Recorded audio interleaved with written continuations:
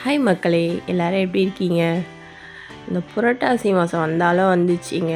Daily என்ன சமைக்கிறதுன்னு யோசிச்சே பாதி டைம் போகுது.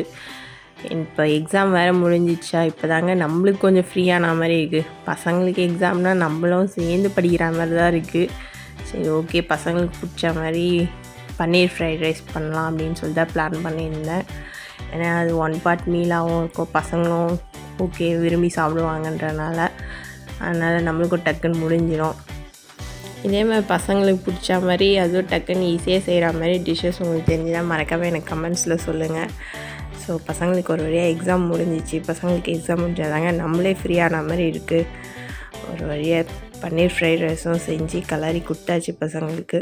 அவங்களுக்கும் பிடிச்சிருந்துச்சு. ஸோ இந்த வீடியோ பிடிச்சிருந்தால் மறக்காமல் சேனலை சப்ஸ்கிரைப் பண்ணிக்கோங்க. வீடியோக்கு ஒரு லைக் போடுங்க. ஓகே மக்களே, பை.